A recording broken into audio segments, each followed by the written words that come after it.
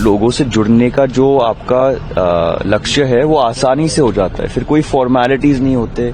अभी तो ऐसे कुछ नहीं, अभी मैं अपने ही काम पे लगा हुआ हूँ, लेकिन मैं अपने पिता को सहायता दे रहा हूँ। जो विपक्ष कहेगी वो कहेगी, लेकिन हमारा स्टाइल है और हमारी जनता जानती है हम कैसे काम करते हैं। आप लगातार युवाओं के बीच घूम रहे हैं, कभी क्रिकेट ग्राउंड जाते हैं, कभी ट्रैक्टर चलाते हैं, किस तरीके से रिस्पॉन्स मिल रहा है? आमतौर पे मुझे मजा भी आता है लोगों से ऐसे जुड़ना, स्पोर्ट्स फील्ड पे ट्रैक्टर चलाते हुए, नाचते हुए। तब आप लोगों से जुड़ने का जो आपका लक्ष्य है वो आसानी से हो जाता है, फिर कोई फॉर्मेलिटीज नहीं होते।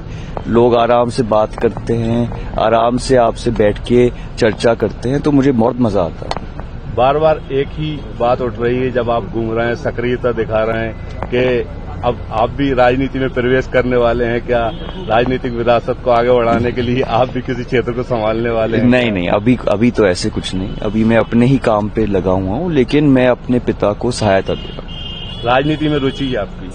रुचि तो नहीं है, लेकिन पीढ़ियों से ऐसी रुचि की बात नहीं है, पारिवारिक चीज है जो पीढ़ियों से हम जन सेवा करते आ रहे हैं। हमारे लिए एक माध्यम है राजनीति जिससे हम जन सेवा करते हैं। पर जैसे मेरे दादाजी ने कहा, वो माध्यम कुछ और भी हो सकता है। वो व्यापार हो सकता है, वो खेल हो सकता है, वो आर्ट हो सकता है, तो कुछ भी हो सकता है, लेकिन जन सेवा महत्वपूर्ण है। लोकसभा के सेकंड फेज की वोटिंग निपट चुकी है और सेकंड फेज में भी लगभग मतदान प्रतिशत कम ही हुआ है, तो किस तरीके से देखते हैं कि दो फेज में मतदान प्रतिशत कम हुआ है? क्या देखते हैं? देखिए, इसलिए हम चाह रहे हैं कि ज्यादा से ज्यादा युवाओं से जुड़े, ताकि उनको शक्ति दें, उनको जोश दें और उनको समझाए कि मतदान देने का महत्वपूर्ण क्या है और उसकी जिम्मेदारी क्या है। तो मैं हर क्षेत्र में जा रहा हूं और ज्यादा से ज्यादा युवाओं से मैं जुड़ रहा हूं और उनको समझाने की कोशिश कर रहा हूं कि 5 साल में एक बार उनको मौका मिलता है एक नेता चुनने के लिए और एक सरकार चुनने के लिए जो अगले 5 साल के लिए उनकी जो कठिनाइयां हैं, उनके जो सपने हैं, वो पूरे कर पाए।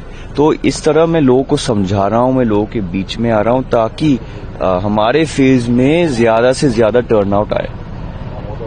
किस तरीके का और विकास आपको करते हैं कि यदि आपको चुना जाता है तो क्षेत्र में क्या संभावनाओं को देख रहे हैं कि उस तरीके से? और यहाँ देखिए, सबसे पहले तो हम उनको समझाते हैं कि क्या हुआ है हमारे हाथों से। रोड, जो स्पाइस पार्क्स है, चंदेरी में हैंडलूम किया है हमने, किसानों के लिए पानी की व्यवस्था, बिजली, सब स्टेशंस, ये सब कार्य जो हमने पिछले 10 साल में किए थे।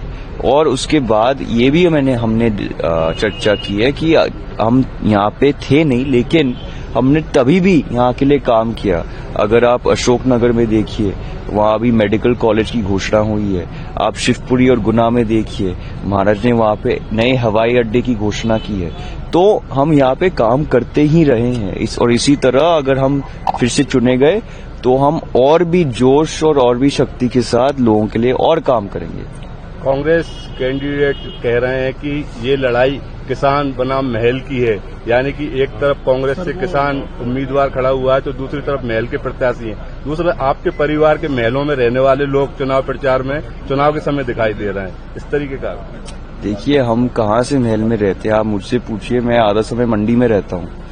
मेरा जो व्यापार है वो मंडी से जुड़ा हुआ है, किसानों से जुड़ा हुआ है। तो मैं आधा समय, तो आप उनसे पूछिए कितना समय उनने मंडी में बिताया है।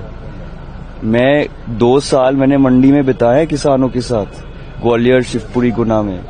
वो जानते हैं कि कैसे सप्लाई चेन चलता है, जानते हैं कि पहले अड़थिया से, माशाकोर से, फुटकर से, ठेले वाले से फिर ग्राहक जाता है। वो जानते हैं कितने % होता है एक व्यापार के बीच में। वो जानते हैं उनकी कठिनाइयां क्या है मंडी में। तो हमने गुजरे हैं 2-3 साल खुद से। तो ये महल वाली बात पता नहीं कहाँ से आई है। हम ज्यादा से ज्यादा लोगों के बीच में रहते हैं। आपने खुद से कहा है, आप ट्रैक्टर चला रहे हो, लोगों के बीच में नाच रहे हो, आप किसानों से मिल रहे हो, तो ये है हमारा व्यवहार। तो जो विपक्ष कहेगी वो कहेगी, लेकिन हमारा स्टाइल है और हमारी जनता जानती है हम कैसे काम करते हैं।